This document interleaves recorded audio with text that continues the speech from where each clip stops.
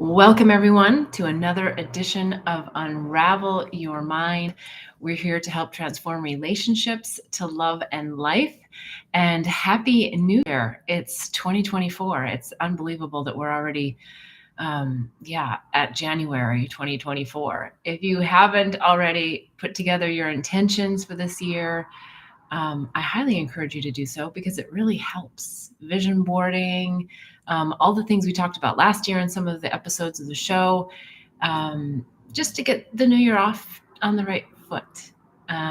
We've got lots of questions today. I encourage you to write questions in the chat here. And if you're watching live, of course, write them in right now. If you're watching on replay, you can write them in the comments on YouTube. You can also write them in the comments on Instagram at Queen Bliss B, or on Facebook at Beth Bell Live. So I love answering questions each week. So many good ones that I think are just spot on for all of us as we go through these ascension periods in our life and just working through daily things that are happening for us, things that we just want to unravel and that we want to just get to the heart of the matter. So let's start with question number 1.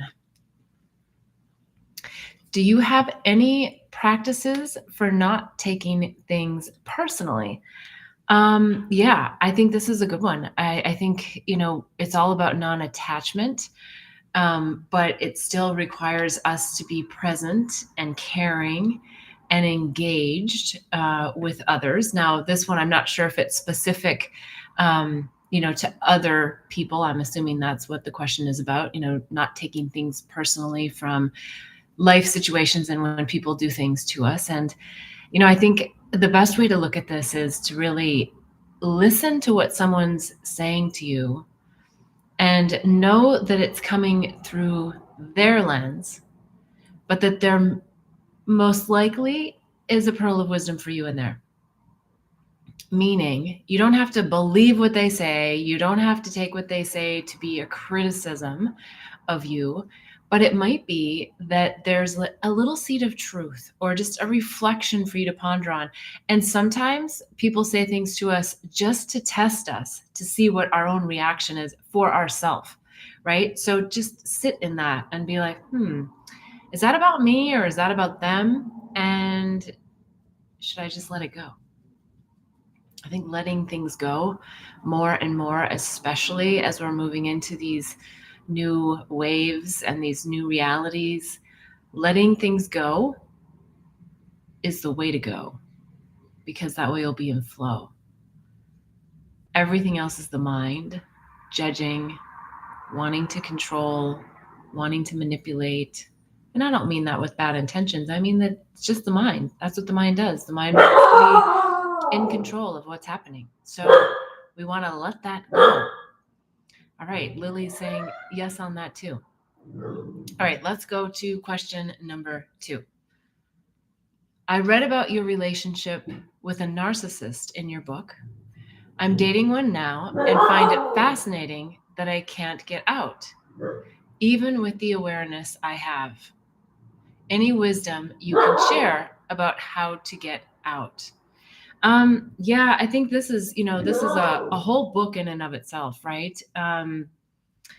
Narcissists can be really challenging, especially for empaths, and that is definitely a thing, the narcissist empath relationship, because narcissists really come at it from a really all about me perspective and a manipulation and how can I get what I want, and there's a lot to be learned from that. What we want to do is make sure that if we're moving into, and I've talked about this before about being a spiritual narcissist, and I say that sort of jokingly, but it's really more about standing in our truth and knowing our truth and putting our truth out there. So when you're in a relationship with a narcissist, there is something really, really juicy in there for you. It's never fun. Doesn't feel good. I'm not trying to downplay, how it feels very much like a trap, but it's a trap that you've asked them to actually play for you so that you can get into the strength of your truth, of who you are and what you believe and what you think.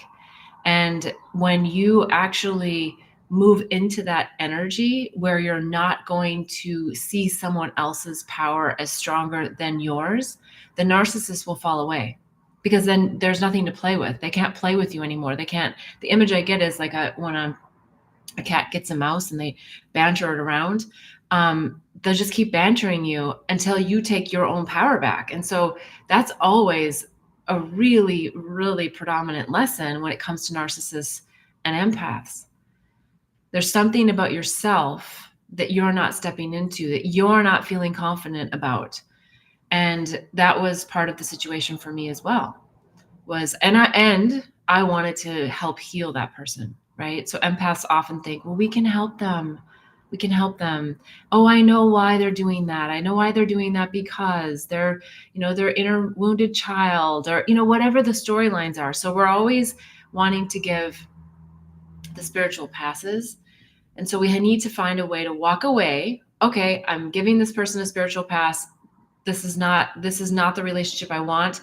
This is not where I want to be. This is not where I want to put my energy and my focus. So some of the things that you can do is, number one, have the awareness, which I think you do because you asked the question.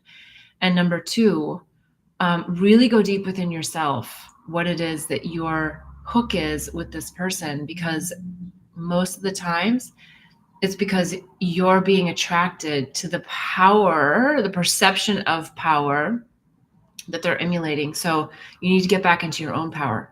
You need to get back into your own truth and know that to be the truth, and not allow yourself to be spun around by the ideations of what they're trying to say to you that is an entanglement. They know what they're doing. So you just have to step through that. There's meditations you can do. There's journaling you can do. There's just taking the I don't want to say fast road, but the road of just ripping the Band-Aid off and getting out, meaning you leave the relationship. And then when you leave the relationship, it's really important to have a support team that's not there to monitor, like, oh, are you going back to this person or not? No, a support team where you can speak about your truth and how you're feeling and be that vulnerable person with someone who's not going to suck you in, with someone who cares and loves you in a way that's for your highest good, not someone who's trying to either suck off your light or manipulate or control you or pull you back into a situation. So support groups are really, really important. I think the other thing that comes to mind is really having a deeper understanding of your energy, your own chakras, your own ethereal life cord. If you're not familiar with these things, look them up online. I also talk about them in the Awakening and Healing Handbook on my website, bethbell.me. So that's a great resource. You'll find that there's an energy that if you're not bringing your awareness to it, not only narcissists, but people just walking down the street can come in and really hijack some of your energy. So I don't want anyone to get too caught up in all of those storylines either, but I think that they're really important concepts to understand so that you can protect your own energy. I know I wrote in the book and I talked about how at the time I was like, oh, I don't know what this really is. Like, is this really going to do anything? But I was given a tool to really just put myself into a bubble and visualize that. And, visualize I think it was a purple light, that was enveloping me, whether it's purple or it's white, bright light, something that just gives you a reprieve from others coming in is a really great first step. Because then they're really embodying your energy system and you're not allowing all of this to come at you in the same way. And it provides just a nice little cocoon. So hopefully those tips are helpful. Again, the Awakening and Healing Handbook gives a lot more insights on some of these modalities, and your awareness is just a really great first step. And if you have any more questions, please write them in the comments. I'm happy to elaborate further on this topic next week, or even this week if someone's able to ask the question before the show ends. All right, let's go to the next question. I'm heartbroken. My girlfriend broke up with me and I can't get over it. If I could cry, it feels like I'd cry all day long. Sorry, it just glitched on me. Please help me get over it. Well, honestly, I think you should cry all day long because there's a time and a space for release and allowing yourself to feel the pain. And I know you said if you could cry, maybe the first question is why are you not allowing yourself to cry? Getting a little trusty journal and just starting to write some of these questions. Also think about as you're sitting there when you're saying I can't cry, what part of you, where are you feeling this? Like, where is the hook keeping you from releasing emotion? Is it that you're not in a safe space? Is it that you have people in your living space? Is it that you don't have a safe reprieve? Find a space. Go to your bedroom, shut the door, wherever. In the shower. Oh my God, the shower is such a great place to cry. I know that sounds kind of interesting, doesn't it? But you're already like soaking wet. It's like the tears and the water rushing down on you and through you and just receiving, like you receive the water in a shower. Then just use that same analogy to receive white, bright light that comes in and just say, cleanse me of this heartbreak. Not that you're trying to avoid it, but that you're like, let me feel it and let me move through it so I can release it. Heartbreak heals, but only if you allow it to. Otherwise, you close your heart, close your eyes, you don't let yourself cry. You get into this space where you're like, I'm going to be a tough guy. I'm going to be a guy. I'm not going to be a wussy. I think guys that don't cry are wussies because it means they're not really in their heart space. They're not really in that place of great vulnerability where big, big love happens. It's big, big love for yourself that you share with someone else, but it's still big, big love. And if you don't go back there, then your love is like just barely coming out of a garden hose and you want it to just be right. You want to move into the next relationship with your heart wide open to love because you love yourself and you've done the work and you're not holding the grievances, but do the grievances. So please cry. And if you need to cry for a whole day, do it. And then, yes, of course, there's a point where you say, well, maybe I need to just pick myself up and move through this, right? So I'm not saying cry constantly for a whole month. No. Because then you're just going to be in a loop. So find that sweet spot.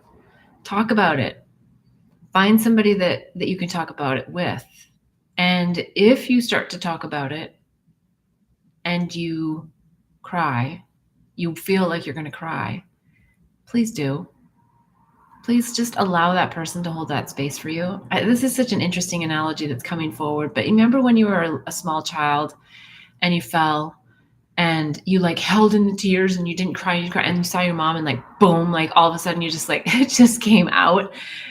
It's kind of like that. Like if someone witnesses you in a vulnerable state and you feel safe enough to cry, don't stop yourself because that person is going to receive many blessings from being part of that. And again, there's discernment around, at what point do you let someone else go and have them, experience their life again. Like we don't want to trap people into hearing us cry, day after day. So again, I'm not trying to put a time limit on. I'm just saying there's also inside, like, okay, I got through that big cry and now let me move through it and go home, journal about it, feel into it. But instead, a lot of people just go and numb themselves. They go try to have fun. They go, well, okay, I'm sorry, but this is a little bit, I don't mean it to be stereotypical, but I'm saying it because it is stereotypical that men often just go find someone else and that helps them get over, so they think. And it doesn't really help you get over. It helps you, in most cases, love less. You don't open your heart as much unless you've done the work. So whether you're a man or a woman, it all is the same. It all works the same. It's just we have different characteristics oftentimes between the sexes and how we handle things. So that's why I'm calling them out in that way. But take it or leave it if it doesn't resonate for you and whatever orientation you have in your sexuality or in your physical body. My main point is if you're going through heartbreak, cry it out. It's a great release. And if you can, I would even recommend that you have your tears and yeah, and lick them. Get the tear. Uh, be one with your tears and feel good about it in the end, because you will. You'll feel much better when you're able to release. All right, let's get on to the next question.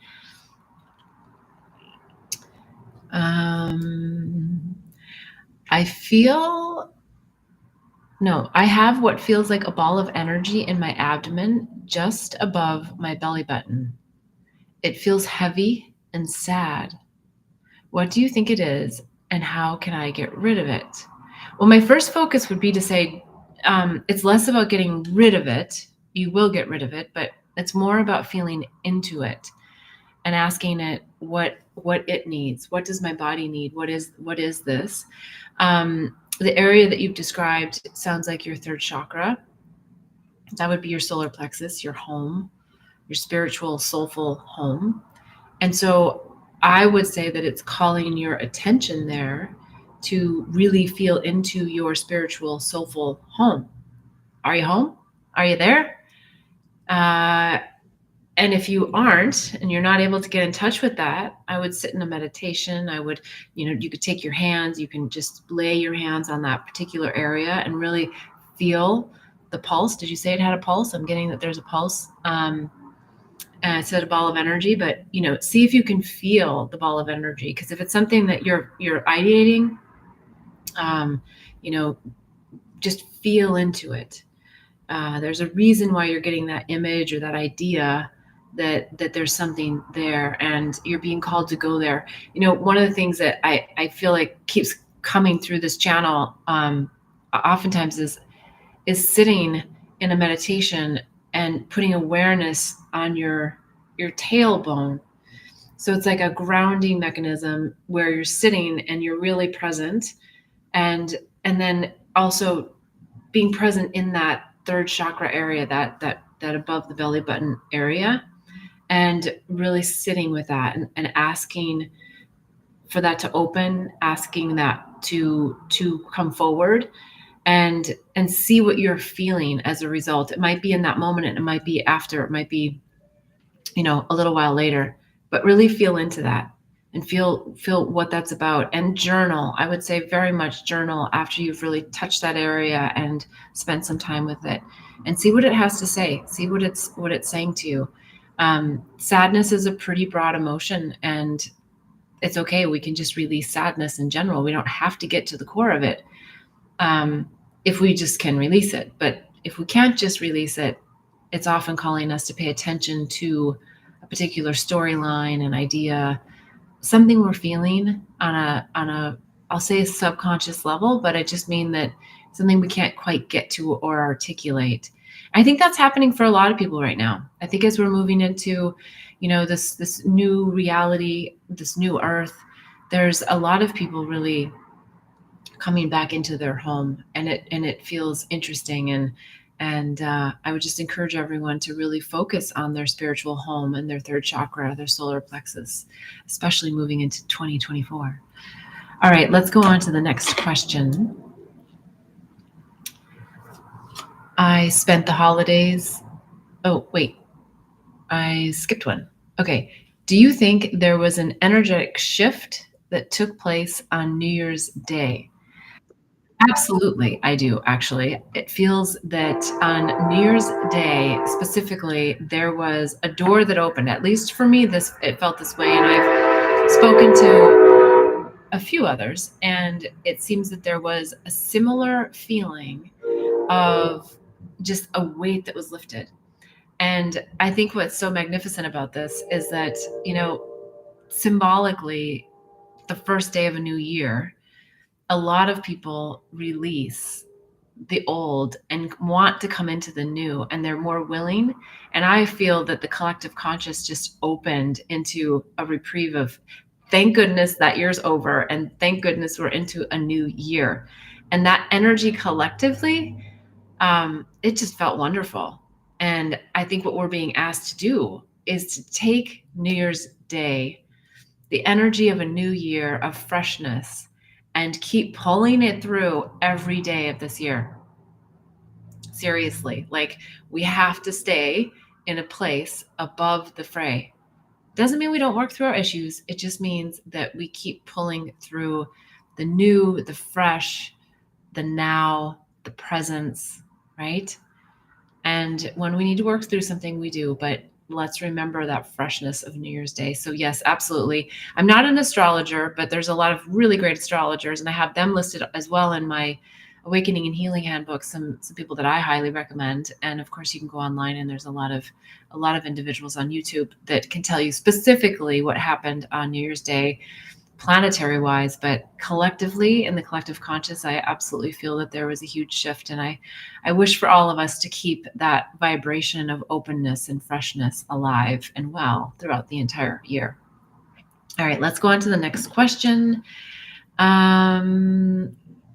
I spent the holidays with my boyfriend for the first time. We've been together about 6 months. I was really enjoying my time with him until towards the end. Suddenly, I was feeling conflicted and melancholy about everything. Does it mean I'm in the wrong relationship? I don't know that it means you're in the wrong relationship. I think it means that you just got some really good time with someone to feel what it's like to be in their energy more consistently. I'm assuming that this was like a 24/7 kind of holiday thing, and that you really were joined at the hip, so to speak, and that gave you some time. And then I think that there's a couple of things here. One is that when you spend that much time with someone, sometimes you just naturally and generally just need some space. You just need to be back into your energy, because you've just commingled not only with him, but you've also commingled with probably family and lots of people that aren't in your everyday life to that degree. So I think just, breathe a little bit on this and just sit with it, and that it's okay to still want your time. And maybe that's just saying, honey, you know what? I'm just feeling melancholy. I don't know that it has anything to do with you specifically, other than I just need my time. I just need my energy back. I need to just clear a little bit. Can we just take a break? And it doesn't mean a break. It just means, like, can I go for a walk by myself? Or, can we go to our respective homes? I just wouldn't make too much out of it. The other thing that comes to mind is oftentimes after, big celebrations, holidays, there's so much anticipation coming up to them, and all these ideas that we have about romance and, like what's going to happen for the traditions and all this stuff that creates a lot of excitement. And then some of them happen, some of them don't. And at the end of a holiday, there's sort of like this crash oftentimes where you're just feeling like, wow, it's over. Like, what now? And so I think allow yourself some freedom to just feel. I wouldn't get too deep into it. There might be some things to reflect on specifically about that individual. Keep it light, journal about it, meditate on it. And most importantly, just speak your truth to the person you're with. Because that melancholy feel, that feel, it's one thing for you to have it, but it's also really a terrible feeling for someone else that's close to you to feel it and experience it with you, but not have you talk about it with them, right? Because then a whole narrative and storyline can come into their mind as to what they think is going on with you. And so it's so much easier if you just share, or you just say, right now, I'm feeling really weird. I'm feeling melancholy. I just need some space. I'm happy to talk about it later. Can we just be okay with this? And if hopefully the person will say yes. And if not, then say, well, share with me what it is that would help you. Right. So you have that open communication. It's not like you're just shoving down a hard line of, I'm not talking to you right now, but you're asking for what you need. And then they can share with you what they need. And then you guys can come up with something together as to what feels right. All right, hopefully that's helpful. If not, or you want more insights, please put them in the chat. All right, next question. I'm on a trip with 3 other people who are new friends. After a few days, I felt I was suddenly the oddball out, and I'm not sure why or how it happened. I don't want everything to go sideways, and yet I'm not feeling comfortable to talk about it because it feels they are not interested in what I have to say. How can I approach them to have the best chance of resolution instead of separation? Yeah, this can be a really tough feeling to feel like the oddball out. And the thing that comes to mind is to share, generally speaking, the human race has a desire to be seen, heard, validated, and to be part of a group. Very few people are comfortable being on their own. They want to have some affiliation to something, whether it's a political party, a church, a community group of some sort, a particular friend circle, right? So everybody always tries to like couple up in a sense. And I don't mean romantic couple up, but, like pot up. And so that they know like their identity is with, I'm part of this group and I'm part of this group and I'm part of this group. And that's who I am. It's not who you are. It's all about going into the vertical column of, I know that I'm connected to source, and all of these people are beautiful people in my life playing characters that ask them to play. But I don't have to be part of a group to create the identity of who I am, because who I am isn't all of that. So with that said, that's what's happening, as the 3 people are most likely wanting to find an identity. And it's an interesting complex we have as humans, because people feel more like they're part of something when they can declare that someone else is not part of it. It's so weird. So weird. We see it all the time, especially in less mature people, less conscious people, where they want to always talk about somebody else and put somebody out there so we can feel like we're in here together, right? Like, oh, it's our intention to be part of this group. But, to declare ourselves a group, somebody has to be out. And why can't we all just be in? Inclusion, right? So there is something about separation there happening. Now, for you specifically, I would say reflect deeply on, what have I contributed to this dynamic for them to want to make me the oddball out, right? So I'm not totally letting you off the hook in the sense that it's really important to know, like, well, what are the patterns coming forward for you? If there's a pattern, or if this is a one-off, and what was it? Where was that one point where you felt like you were at odds? And what part did you play in alienating yourself? Did you come at a conversation with a sense of competition, with a sense of, I know better than you, or I don't want to hear what you have to think? Or, like, where were you in this, in this beginning of this conflict, this separation of you from the group? Get to that first. So that's number 1. Number 2, share how you feel. Really important that you share how you feel. And I'm going to make a distinction about that, because sharing how you feel means coming from a heart space. Gosh, when you said that, I really felt sad. And I'd like to just talk through how we got to where we are, right? So that's the way to talk from the heart space, as opposed to, you did this to me, or you when we get like really in that like blaming mode, it's a different energy. And that's not from the heart. That's from the head. That's from the intellectual. I want to blame you for how I feel. Whereas the other way is more of an observation. When you did this, so you're still saying you potentially, but, or when this happened, I felt this way, right? So if I would use you if there's something very, very specific, like when you called me blah, blah, blah, whatever that is, that makes sense because then you're actually saying, but it's the tonality of your voice. It's where you are in your heart space. It's how you relay that message, and followed by a genuine feeling, not a blame, not I want to make you feel bad for making me feel bad. No, I want to share with you, I felt bad. And I felt bad because of the situation, and I really want to work through it with you. I think you'll find that it's such a fine line, but you'll find that it's a really effective way to get to the heart of the matter.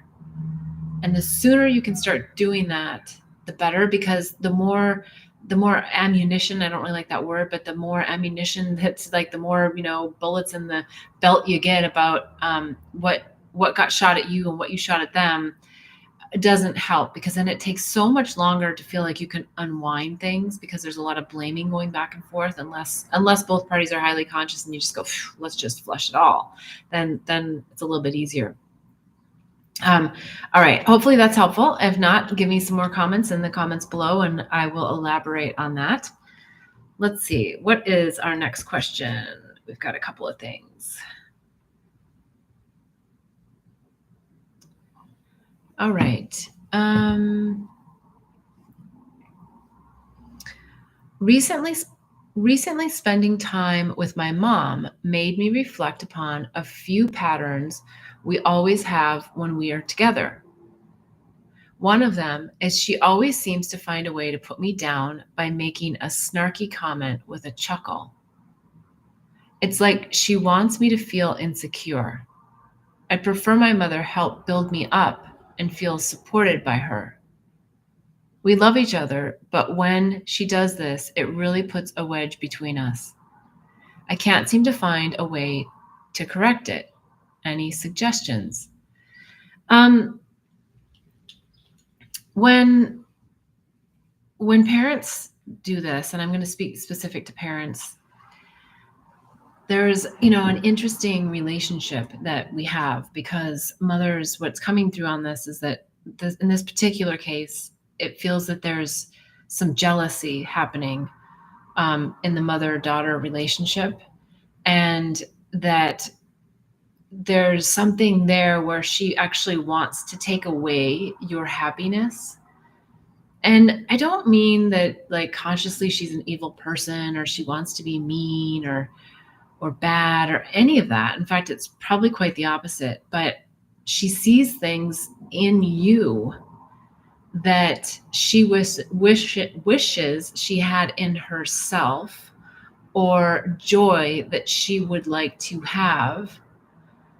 And she wants to call out patterns in you, things in you, characteristics about you that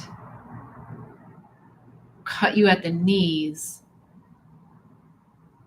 because she hasn't worked through these things herself. That's what's coming through on this one, that it's a very insecure moment for her. And instead of really going into what it is for her, she projects it onto you. Because snarky comments with chuckles are passive aggressive, and they don't come from a loving place. But it doesn't mean, of course, that they don't love you. It just means that they're not coming from a place of purity in support. And that's what I'm getting from you, is you need the support. What do you do about it? You just call it out. Hey, when you just said that comment with a chuckle, I didn't feel good. Can we talk more about that? Like what's behind that? And if it doesn't work for your mom to want to talk about it, then I think at least you've called it out. And then you ask, I would like to ask that you stop or bring greater awareness to doing this to me, because it does not make me feel good. And I want to feel good, and I want to feel supported. And if you want to call out a pattern in me, can you do it in a more loving way? Can we talk about it? Can we not do this in a passive aggressive way? I think continuing to call it out in a loving way is the best way to get her awareness. Because I have a feeling she doesn't have the awareness around the deeper issue. I think she has awareness that she actually thrives on making you feel less than, or making you feel like a small child, like you're doing something wrong, or that you're not. She likes calling out that you're not in your power. And that's a dynamic that is, weirdly, it seems weird to say, but is a beautiful thing, because she's offering you an opportunity to speak up and take your power back in a really soulful way. But because of the dynamic of mother and daughter, sometimes it's harder to stand up to our mothers. And yet when we do stand up to the people that we love the most, and that we're closest to and most intimate with, and I don't mean sexually, but intimately, in our vulnerability, that's where the real juicy stuff comes in. And we are able to really, really transmute other people's projections onto us, which is what she's doing to you. She's projecting onto you things about herself that she doesn't love, deep, deep, deep into the core of this, or resentments that she has about you, that she hasn't resolved for herself. So this is about her, as you know. It's not about you specifically. You just happen to be the punching bag for it. And as soon as you just say, hey, Mom, I'm not going to be that bag anymore, right? And you can throw the punches all day long. I'm just going to keep telling you, like, hey, I don't want that punch, and I'm going to let that punch go. And then you'll start to see a change in her behavior, because then she'll be like, oh, you're calling me out on that. Let me know how it goes. I'd love to hear in the comments in the future, when you have additional interactions, what happens if you're able to apply some of this insight. All right, let's go to the next question. I think we're almost down to the hour. Okay, I've just started dating a guy, and I find him interesting, but it's obvious to me that we are not on the same level in our spiritual path. Do you think this relationship can work, or should I jump out? Without more details, I'm going to just share what comes to mind, that one of the criteria on your list should be, is this person a vibrational match? And that's what you're asking me about, I think, here. Is it seems like there's a disparity in the spiritual path, and that is the vibrational match and resonance with that person. What happens oftentimes with light workers, empaths, people on the ascension path, and we're all on the ascension path, but people are more aware and really deeply in on wanting to ascend and awaken. We give people a lot of spiritual passes, and I would say, let that person go and see what kind of work they choose to do to perhaps match you. And I'm not saying that from a competitive standpoint. I'm saying that from are they willing to do their work? Because that's the only difference. Is when we're talking about disparity in consciousness, it's about, are they willing to do the work? And are they willing to receive the lessons and shift, right? And if they're not willing to do that up front in a relationship, you absolutely do not want to get entangled into these relationships, because they're not a vibrational match from you from the get-go. Look, if you get involved and you're in on it, then you're going to have a lot of great lessons that you're going to learn. So there's no right or wrong here. But on the path, it's really refreshing to be with someone who's a vibrational match. on the spiritual path or in a similar place with the intention to want to heal and shift patterns and thoughts that are no longer serving their higher good. But if someone's not interested in getting out of that, then there's not a lot to work with. And the disparity is only going to get greater between the two of you. So that would be my question is, are they really interested in doing the healing work? Are they interested in stepping into their spiritual path to match my desire and my place in this from a priority perspective of spirituality and expanding consciousness and knowing who I really am? Are they anywhere near my desired, flame that I have in my belly? And if not, let them go, let them do their work. And if you're meant to be, no matter how strong that soul connection is, if you're meant to be, it'll come back later. But you are not here to do their work, that's for sure. And that's oftentimes what we do as light workers and empaths. We want to help do other people's work. And especially in love relationships, I've done it a million times myself. And that's not, yes, we're here to help, but we're not here to heal other people. People are here to heal themselves.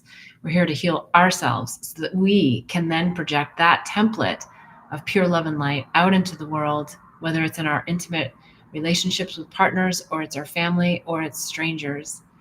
That's what we're here to do, is to shine that light brightly and show the way. All right. With that said, I think we are down to the hour, and I had so much fun with you today. I'm interested in hearing so many more questions and answering them. Please write in the comments. Don't forget to subscribe, hit the bell, make a comment. I'd love to know what you think. It's always nice to hear how the questions and answers have impacted you, whether you ask them or not, because we're all in this together and we all share in so much of the struggles and the challenges and all the things that the mind offers us that we're unraveling.